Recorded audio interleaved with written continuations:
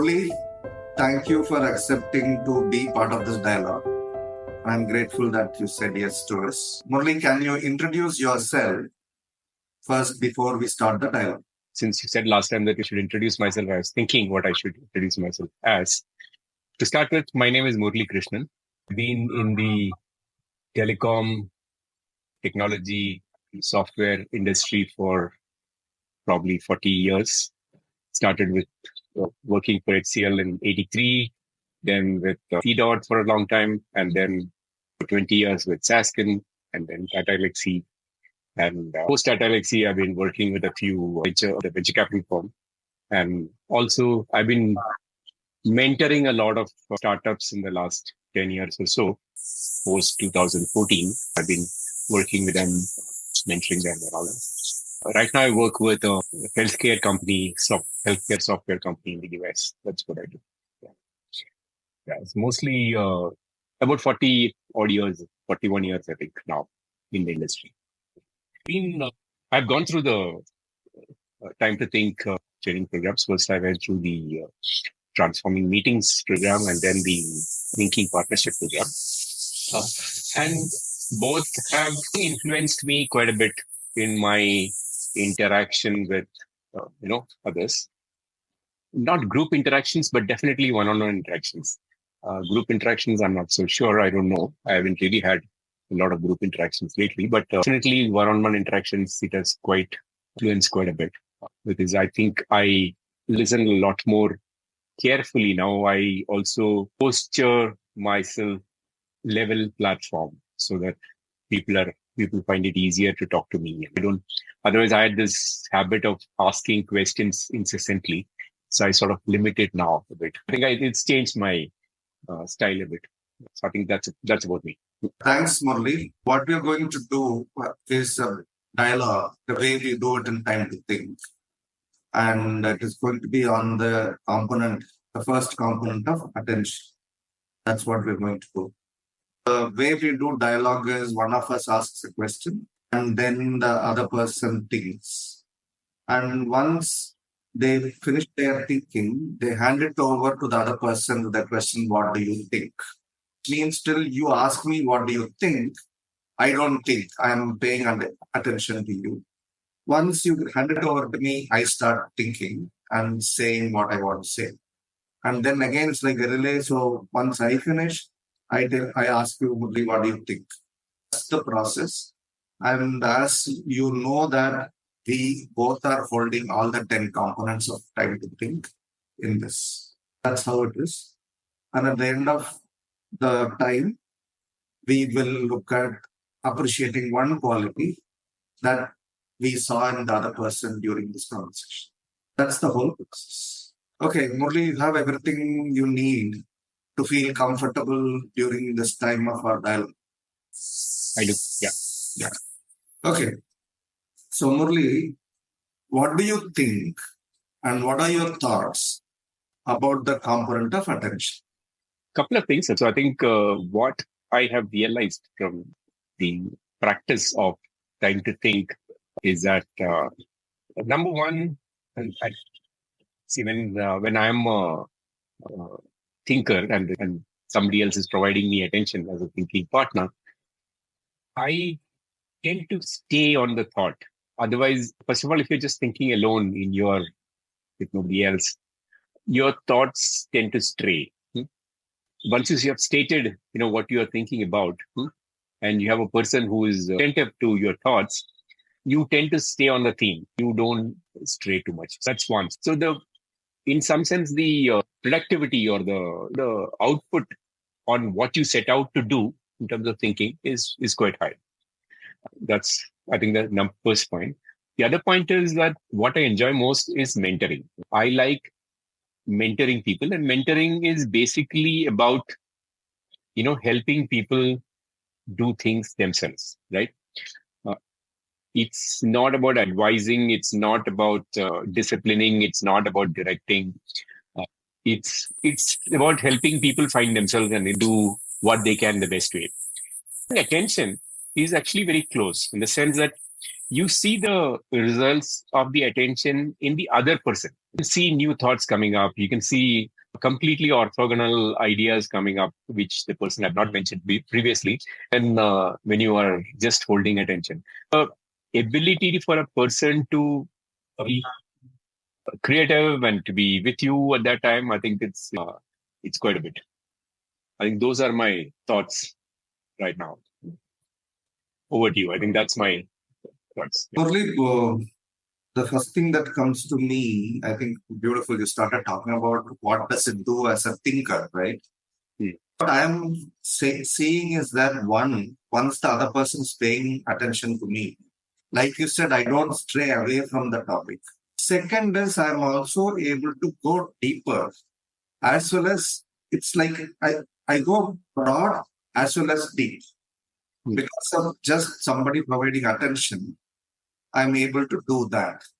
And the third I have seen is also that because of this kind of quality of attention, even if I'm talking about a problem, in a 30-minute conversation, I'm able to finally get some ideas of action or solutions, which normally, if I'm sitting alone and thinking, may not happen. No, I might go here, there, suddenly some other thought will come, I get distracted. What I'm seeing is the attention that you as a thinking partner give me also impacts the level of attention I am providing to the content and to my thinking. That's, I think, the first thought that came to me because of what you said. What do you think? Now that you said it, what it triggered a thought in me in the sense that, see, it's not that when I'm thinking and you're paying attention, it's not that I don't stray from my thought. I do stray, but I stray in a sort of productive way. I don't go off. I would stay on a path and then suddenly I'll realize that this is a fresh new thought. And can be aligned with the main thought, because that's how it normally comes. You have this stream of consciousness and you get another thought. But if you don't have somebody paying attention, you get carried away and you go with that thought somewhere else. But if you have somebody, then you tend to come back. So basically, something innovative comes in and you have since the person is there sort of holding your theme, paying attention, you tend to come back to it, which actually is, in the sense, ensuring that there is more creativity and innovation in your thinking, because you don't tend to waste your thoughts in some sense by going off on lines that you should not be doing. I mean, in that session. That's what I think. Yeah, I think I just realized, that's what it is. So one thing, listening to you, what came to me is also many a times attention. This is a challenge I have gone through. Right? For example, the way I hold attention. How much do I nod? Right? How much I stay straight. One of the things that has come to me is in the way I hold attention. I am not approving your thought or idea. Okay? Because in that case, I become judgment. I'm only holding attention and telling you that you matter. I'm not going to the place of approval. In some sense, I'm acknowledging your thinking. I'm not approving your thought process or your idea. That kind of attention gives such a level of freedom to the thinker. Especially in the hierarchical world we come from, many a times we are changing our thought process because Murali should like my thought. That is the biggest challenge I have seen. How do I pay attention without providing approval, but still telling the person that you matter? Right? What do you think? That's interesting, actually. So in my case, I'm normally acknowledged as a non-judgmental thinker, in the sense that when you're conversing, I don't judge too quickly. So, which has, I think, worked well for me in the sense that my overall posture and demeanor is, probably not very judgmental in general. I haven't made any changes there. I haven't got the feedback saying that maybe I should. But mind you, I've not really had these sessions in a hierarchical context. So I've not talked to people who are reporting to me, or I've not used this. So that I'm just keeping that aside. But in general, I think I've been able to manage it quite well in terms of, I think basically because I had a demeanor like that. That has helped. But I think it's very important because if you even send a body language signal that, you are approving or disapproving or liking or disliking, that influences the other person's thoughts. It either encourages or discourages on a line of thinking, which you should not do, I think. I think you should let the person go on their own. So when you're talking about this, Murali, what is coming to me is, I think we all know that the three streams of attention, right? So in the theory, we say you pay attention to the content of what the thinker is speaking about or thinking about. Then you pay attention to your own responses. And you also pay attention to being the thinking environment by living 10 components, right? In my experience, what I have seen is the theory says you have to be 100% in all three. Okay? But there are times you're talking about something that is so interesting, I get lost in the content. And then I suddenly say, now I have to come back and balance. And there are times you're talking about a topic I'm also very passionate about, then I'm thinking about my response. Okay? Then I have to say, hey, I'm supposed to hold a tree. And then there are times I'm totally being a thinking environment without looking at these two. These are things that I have experienced when I have been a thinking environment. But reminding oneself and coming back quickly is what I have done. What do you think? I think I have had the same problems, especially when the content is interesting. Then you start getting involved in the content. You start analyzing what is being said. Your new ideas start coming in your mind about the content that's getting discussed. Sometimes I like what you're saying or I don't like what you're saying because my thoughts are not aligning or not aligning. That does happen.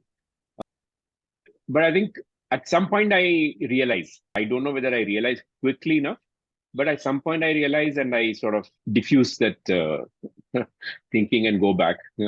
I think I can do much better, but I do get involved. But in between, you realize and you go back. About being the thinking environment, not much of a problem. I think if I'm not distracted by the content, I think I'm okay.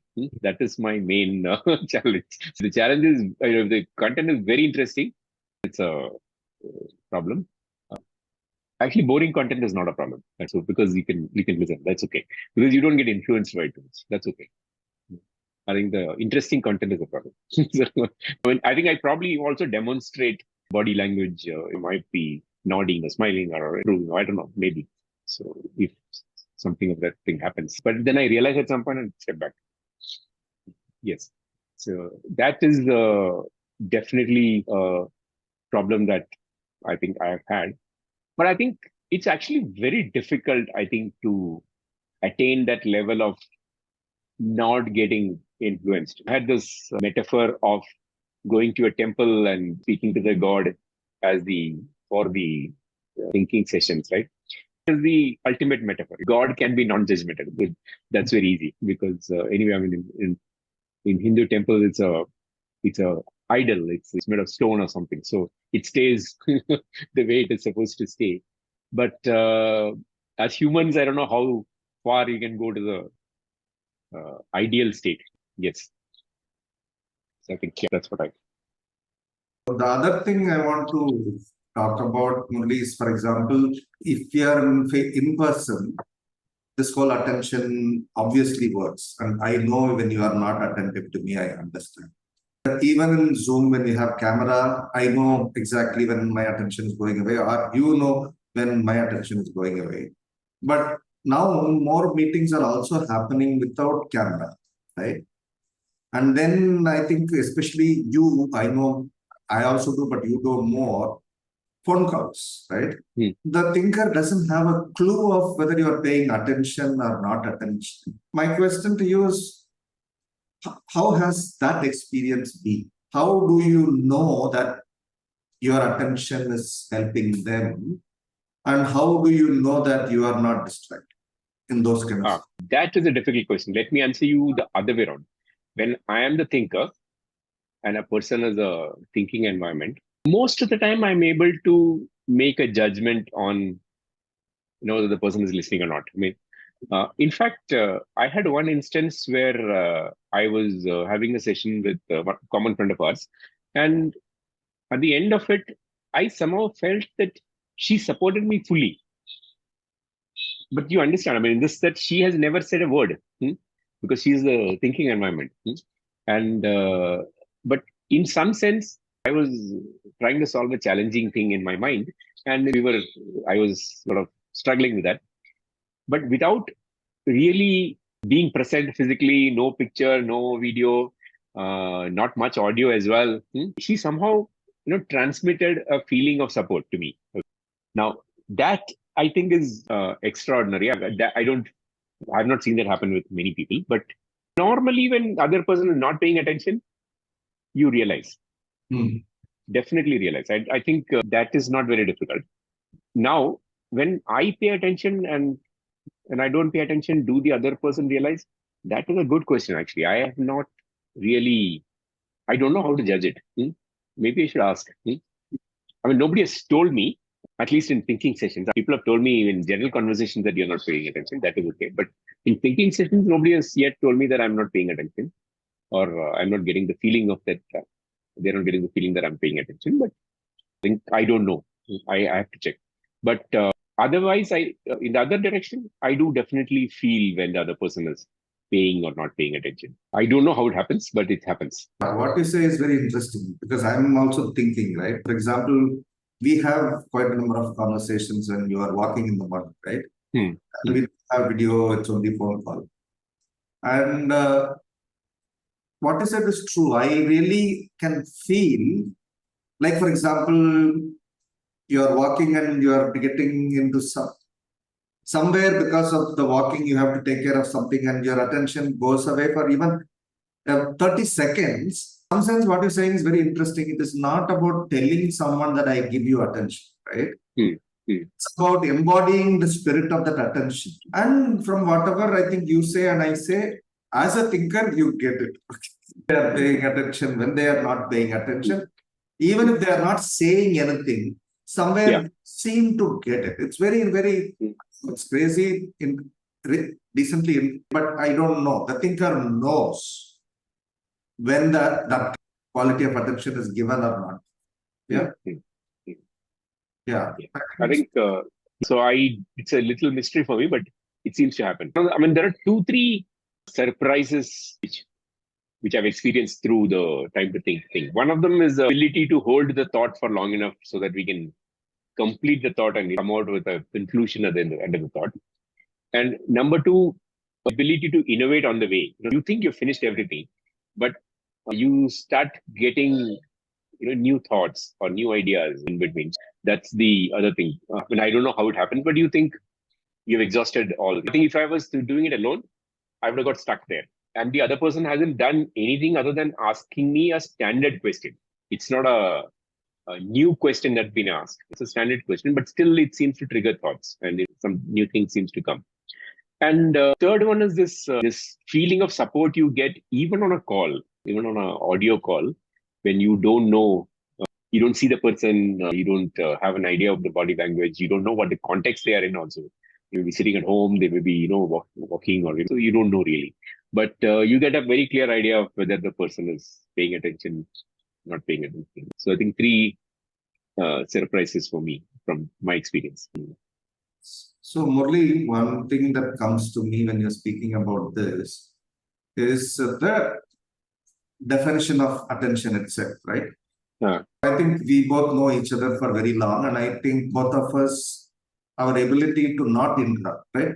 First part of attention is paying attention without interrupting, right? I think both of us do very well, right? I think that is the first part. The second part of saying that pay attention to where the thinker's thinking will go next was a big puzzle and mystery for me when I remember my first session with, not even first, I think first session, second session with Muralikrishnan. I used to ask her, how do I pay attention to where that person's thinking will go next? I don't know where it will go. One thing I kind of do, I don't know whether it works for people nowadays is, for example, when I'm talking to you, I look at the head of the person and say, and tell in my mind, where do you go next? Let me pay attention to you. You can go next. I'm repeating that as a kind of a mantra. And that has helped me in many ways. Or like you said, I have to ask also the thinkers. What do you think? How do we pay attention to where the person's thinking will go next? Yeah, that is a good question. At one point, you're not trying to predict the path. I think it's impossible anyway to predict the path. So I'm the path all the time. And I think I don't even try it. But I can see, since you're paying attention, I can see that a person has started a new journey. You're saying something, and suddenly the tone changes, the way the cadence changes, something happens. And apart from content getting what is being said, either they are unsure of where they're going or they're very, very excited about where they're going. So you can sense a change in the sense that now this person is, he or she has got something now, some new thought has come and some new ideas there and they're trying to pursue it. So you can feel that in the overall voice and the posture and all that stuff for the person itself. I think you gesticulate more or less if you're less sure, depending on how you're going. So yeah, so that's, I think that definitely is there. I mean, otherwise, you're coasting on an idea. You get into a steady rhythm of speaking, and then suddenly something happens and that changes. You can see the rhythm change in some sense. So you can perceive it. I don't think you can predict it. I have not tried. I have not been able to. Sometimes you do. I mean, sometimes I think he's going to go there, and it happens. But that is a very rare occurrence, in my opinion. But I think, see, that is what also holds the tension much more, in the sense that you also get a little excited, saying that, the person has got something new now. You are actually, you can somehow feel an exploration starting, right? And so that's and a lot of times people get stuck at one idea and they go round and round and round, and suddenly you see something has come and they will go in another direction. That's a very interesting thing. And just to be there listening itself is a very interesting thing. In your work, basically, more significant part of your work is working with groups or working teams of when more than one person, right, on the other side. How have you found as a, let's say, a facilitator or the person who is, standing away from so looking at the team as a unit now, and how did you find yourself as a thinker and the team being the thinking environment, and you being the thinking environment and the team being the thinker, right? How have you looked at it that way, or is that an interesting thing? So what you're saying is very interesting, because when I am being a thinker, and there are, say, I have been in situations where in some of the sessions I've gone through, even like, for example, the thinking partnership course we ran, right? So one person is having that conversation, one person is thinking, the other person is holding the thinking environment. And what I have felt is there are times, even others in the group are paying that attention, right? I don't know, like you said, it seems It's not like you have some metrics and data to prove it.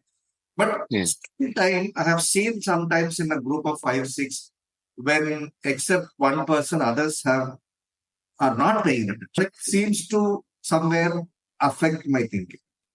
When my thinking goes, why are they not paying attention to me? And to my thoughts. That is something I have experienced as a thinker in a larger group. As a facilitator of large groups, I think I have seen, even in a Zoom kind of situation, speaking and then suddenly someone is typing, because people do multitask, right? You can see the thinker slowing down or even getting blocked. And the other thing I have seen personally is, whenever I am doing a session and most of the time I don't prepare everything and come. I'm responding to that in that moment. And I'm seeing, say, 16 people in boxes. And even then, if I see one person looking this way or looking down, affects me. Okay. But what is interesting, Murali, is this is visible to the thinker as well as a facilitator when the visual medium is there, right? But when the visual medium is not there, I think you can still sense it. But many people don't even understand that because it's all black boxes, we can do whatever we want and the other person doesn't get it. But I somehow feel everybody gets it. It's not paid undivided attention. People sense it, get it. Somehow today, after this conversation, feel you don't need visual clues. Auditory clues and the sound also tells you that. I mean, okay, so this is not a common situation for me. I mean, I do talk to groups once in a while, but not all the time like you do. I was saying that so I'm not in that situation of talking to a team very often. But I do speak, but it's like meetings. They're not like facilitation, right? I don't facilitate that often. Maybe 5 years back I was doing, but now these days I don't. I'm not driving. I'm just participating in meetings or I'm doing reviews or something. So this is not that much of a problem, but thinking back, yes, I mean, it does affect when you see even one person getting distracted. Actually, the person might not be even distracted. The person may be just noting down what is happening or, they may be taking notes, but it does distract you, saying what is happening there. Also, it's a question of just if it happens just once, then you take it off. Okay, maybe you're taking notes. It just comes and goes. But if he's continuously doing it, then it starts affecting your thoughts and the way you deliver what you're trying to see and all that stuff. And you're looking at others as they are getting distracted, and so you start getting a doubt about whether you're communicating effectively. Basically, that's the so whether you've lost the crowd somewhere or you get that feeling, which is not good. So then you don't know whether I should. Sometimes in meetings where I can do this, I pause and I ask a question, just generally to break the that situation and bring back some attention in the team.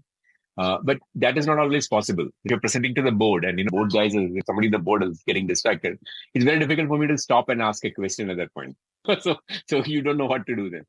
But definitely, I think how your thinking environment behaves or how your audience behaves has a great impact on your ability and your process of thinking. I mean, your stream of thought that you're getting.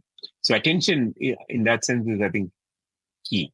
When people think that you're just even doing something on the side in a meeting, they are distracting a speaker and probably also the other people around. So in that sense, I think attention is actually very, very important. And maybe I would say our meetings will be much, much more productive if people are 100% attentive, which is quite difficult to achieve. But yes, lots of times I think we lose the discussions because somebody hasn't really heard what is being discussed and sort of agreed to it or not agreed to it or whatever, not knowing exactly what happened. Half-minded agreements or disagreements, and then your problems later. It happens, I think, all the time. But I mean, see, anyway, in your case, in your facilitating role, that's not an equal role, right? It's not like a thinking environment role in that sense. Yeah. So it's not a apple to apple comparison, but yes. So very interesting only what you said, right? When I went through the coaching certification, like somebody defines a further out, right? That you have to remember till there. Then the most limiting assumption, at least for some time, you have to remember as is. And then you have to remember especially the one which is the liberating assumption and the outcome. It says the question of the thumb rule they said is, you will not make notes. I was like, I said, how? You will not make notes because making notes is an interruption. You said it. I realized, so I have to really, really outcome once they define, I have to repeat myself and keep it. But it is so difficult to not even make notes and pay attention because we are used to it. Like you said, especially in a group, even in the Zoom window, looking at people, you are cynical when you are talking about your idea. You can sense, these guys are mean, this fellow is cursing. So what you're saying is very, very interesting. I have a question. I want to look at it. What is the kind of signals right? That we pick up as thinkers that tells us the other person is not paying attention. What do you think? This is interesting because I think people's body language also differs. Okay. A lot of times I've seen people, sit around and they don't make eye contact and, actually looking somewhere else. That doesn't mean that actually that they're not listening. They're probably listening very hard. Okay. They don't want to be distracted. So they're looking at something which is like a blank wall so that, they don't get distracted. So understanding takes some time actually. So what is the body language of a person, right? Some people look down and sit like this. Some people, you think probably gone to sleep, right? But it's not that the person is not sleeping, right? So it's their way of sitting and listening, listening very well. So somehow those are distracting to start with, but sometimes you process it and this is the way a person listens. So this is the person's his or her style of doing it. That's okay. So these are distracting, but you get used to it. You rationalize it, saying this is the way you understand the person. The other thing is persons who are generally very nervous, who can't sit in a place. There are a lot of people who are extremely energetic and, sitting in one place and listening is very difficult for them. So they keep doing one thing or the other. And it's very difficult they may be listening, they may not be listening. You don't know. Because since they're energetic, they may be getting bored also. About sitting and listening to more than 5 minutes may be very boring for them. That is a very distracting situation. So you don't know then whether you are getting through or not. These are situations when I ask a question or, when I crack a joke or, generally trying to see how I can get the attention back, right? So sometimes it works, sometimes it doesn't work also. Because people get very edgy sitting for long times. Third is latent looking at your mobile and trying to check out your email and all the stuff, which is very obvious, what is happening.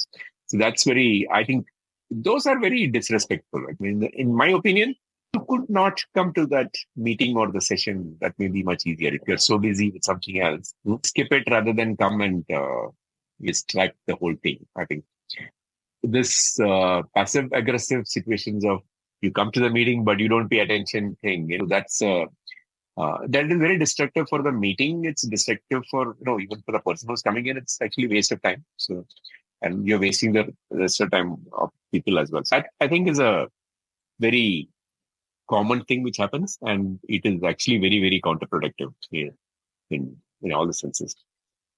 Third is, I think, people who have I think they lose it after some time. You can see a person as sort of frozen. They're looking at you, but somehow you get the feeling that you're not there. So they're not listening. See, they're not doing anything. They're not distracting. But they're so frozen that you think the person is thinking something else completely, and it's just not there.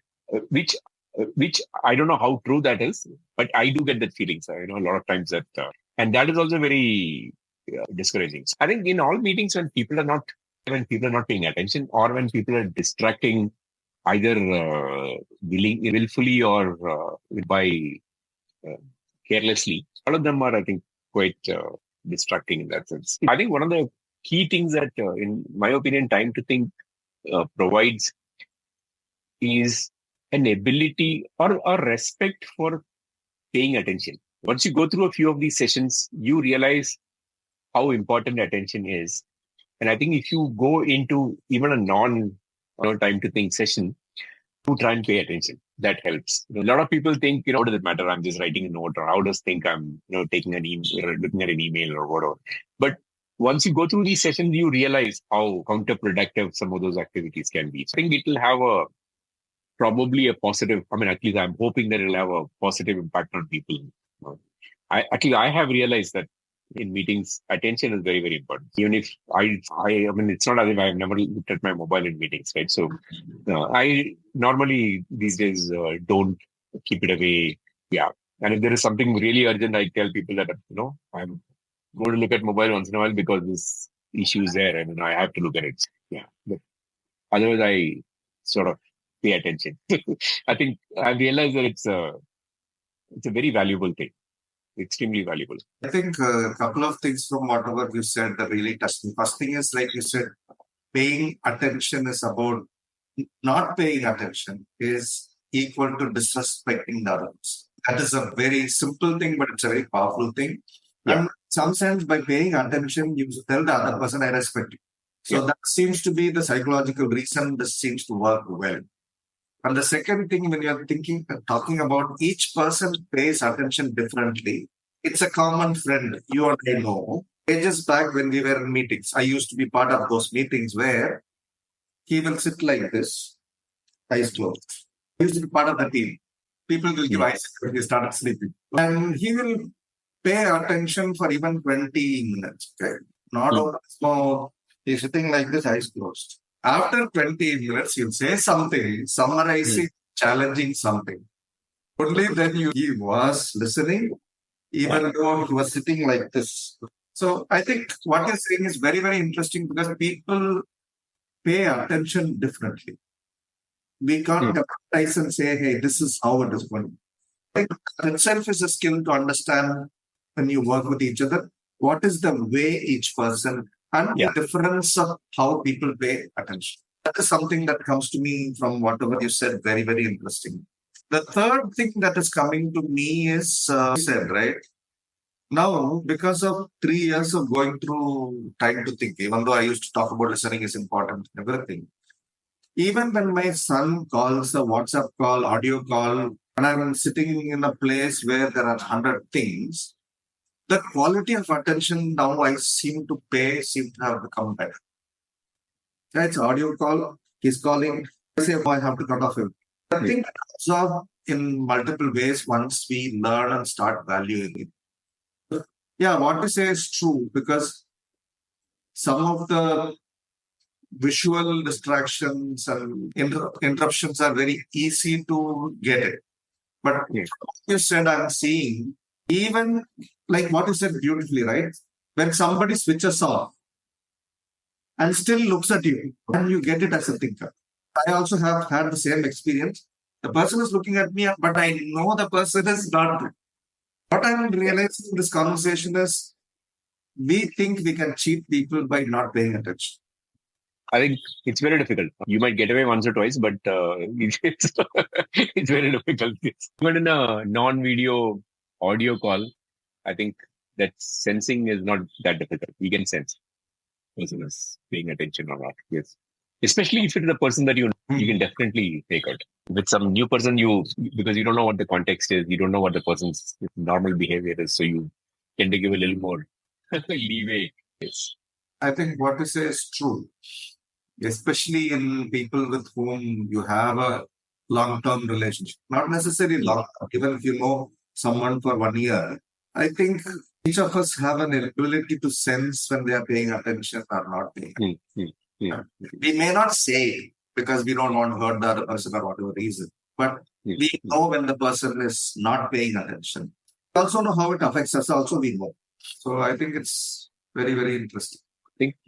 I think so. The importance of this paying attention, I think, it's at 2-3 levels. I think one is that it helps the person to concentrate on the theme or stay with the theme, focus on the theme. It helps the person to come out with new thoughts. I'm not very clear how it happens, but it seems to help people to come out with when they think they've exhausted all that they can think about a subject, they seem to come out with something new, a new thought in the same area. That's something which is very, very interesting. So, see, there's something very organic about it. Right? It's like it's something coming out of a seed, right? You're looking at the earth and suddenly a new thing comes up. You don't know where it has come up from, but something is wrong. So, and you also don't know whether it's a plant or a weed. It depends on how you classify it, right? It may be a plant or a weed depending on the context and time and what you think. It's a very interesting thing to observe that this keeps happening. There's something very organic and natural about it. That's, I think, is something very interesting. And third thing, I think, is that it's normally you start thinking about a problem and you come to some solution. Somehow you're not very satisfied. If it's a challenging problem or you're not very satisfied with what you thought, basically because you're not sure whether you've been comprehensive, whether you thought about everything. Are there other options? and all that stuff. Typically, in most of my practice was earlier that I would talk to people. And even if it is not a person who knows what the problem is, the person will ask some questions, right or wrong. That some questions will come, and that will help me think a little more. That was my general thing. But this somehow just having a person on the other side also just seemed to help. Somebody just who is just listening to you seemed to help, and in the end, you seem to get a confidence that you've thought through this. It's a solution that you can depend on because you have spent enough time and thought on it. You're not doubtful on the suspecting the solution by itself. Saying, this is too ad hoc or too. I've arrived at this with little thought or anything like that. So I think that's the other thing. So it sort of gives legitimacy to your conclusion in some sense. Okay, this coming out. Very interestingly, you're talking about the last part of the definition. It says attention is an act of creation. So, like say, I even don't know. It seems to do it. So, a couple of things that came to me when you talked about this, right? When you or me, we are sitting alone and thinking, and even if you are writing, right? If you are writing probably sometimes helps. But if you're only thinking, right? Versus when you have someone in front of you, you are thinking, right? Yeah. So in some sense, we use this word sounding board, right? That's your company's name also. What is a sounding board? Sounding board is when I'm speaking, I am hearing my own thought, right? If I'm only thinking, I'm not hearing my thought. Right? It's the one thing that helps. I'm just thinking aloud. I'm not sure still. So one is that you're thinking with the person, so you're talking about it, so you're able to see your flow of thought. You're in your own mind, you are playing with, right? And you're able to see. It's not your thinking, you're observing your thinking also. That seems to be one thing that I'm seeing is very interesting when that's the other person there. And the second thing, what you talked about in this also is about somebody just being there also protects what I usually call it as a container or a boundary. Right? I don't know. I can't explain this, but whenever I know, for example, there are times I say, hey, I'm not just a container for your thinking. In some sense, the creation happens because one is able to observe their own thought and thought process. Second is somebody is providing that boundary condition or container in which you can think. And also, I think because of the components we have, the 10 components, the container also feels safe. You are not looked upon, you are considered wonderful human beings. So in some sense, I think this is how probably the attention becomes act of creation. What do you think? I think I was just, as you were speaking, I was thinking of Pink Tadka or, doing the Kadagal in. So you have a container in which you throw a very intensely explosive stuff like mustard, and a lot of things are happening there. But to hold it, this whole, and it sort of gives you a result at the end of it. What is happening in not a passive, it's not like you're heating some water or something like that. So it's not something bursting and hot oil is just going off all over the place and all this. But it's all staying there, and in the end you get some really tasty stuff because that's what you do it, right? It sort of embellishes the taste of everything else. Holding the thought in a container, I think like that. So container, good thing, because in you are contained within the logical or boundaries of the other person's attention. The person's attention is holding you really. So there's really nothing else. You're free to think anything, right? But you don't. If you want, but you don't seem to do. So it sort of puts a sort of boundary on you. So the interesting thing is, sort of restricting. That's the problem with boundaries, right? So the moment you boundaries, you have things you don't know what you're stuck in. But this somehow doesn't give you the feeling of boundary. It's like it stays. It sort of was, you know how far it is, the boundary.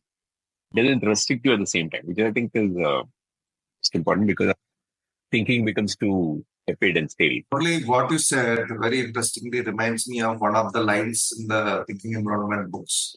Suddenly, when you said it, it just came to me. It says, boundaries create freedom. Yeah. But somewhere those boundaries, the way in this approach is created, is all about providing the freedom for the thing. Since you talked about the vessel in which we make tatka, because I know you think these kind of things. Tell that joke you told me about idol. Thinking environment is like becoming an idol. With that, we will close. I think what is the role of a thinking environment? The thinking environment is supposed to provide attention, undivided, dedicated attention to the person who is thinking. And in religion, what do you normally do? When you're troubled, you go to a temple or and then you speak to an idol. I mean, maybe you don't speak aloud. Speak aloud as well. And there's faith that the person is listening, right? So the God is listening, right? Otherwise, why would you go to a special temple, right? Why go to Guruvayur temple?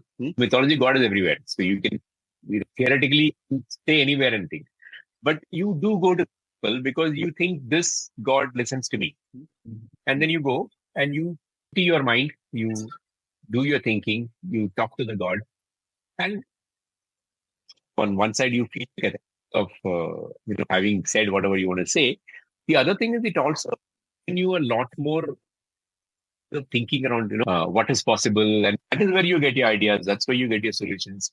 You attribute it to the God, which it's probably in some sense when you get an idea, should you attribute it to the thinker or the thinking environment? It's somewhere there. It's the thinker who has thought it, but without the thinking environment, maybe that idea would not have come, right? So I think it's a very religious thing. Time to think. That's what I think. I can always imagine you as this idol sitting who come and tell their stories, which is a temple or god or whatever. Yeah. Yes. So, Murli, the quality in you that I want to appreciate in this call is your ability to go deep in terms of why and philosophy. At the same time, talk at the level of details and tactics, right? The quality of your ability to think at multiple levels. That's what I want to appreciate. And what I always appreciated and appreciate now is the passion that you bring to take a liking to. So, time to think is one of them. And I think you bring in a lot of passion into when you've taken this up as what you want to do, and then put in a lot of energy and passion and commitment behind it, which I think is really good because that's what makes something successful. I mean, there are lots of great ideas and great tools and great thinking processes and philosophies and lots of things out in the world. But what really helps make things successful or impactful or is basically people behind it putting their commitment and devotion and passion behind it, right? So that's something that I really, really appreciate. The way you do this on things that you take up. Thank you, Murli. Thank you for this wonderful dialogue. I think a lot of new ideas. As usual. Yes. Yes. Thank you, Murli. Thank you.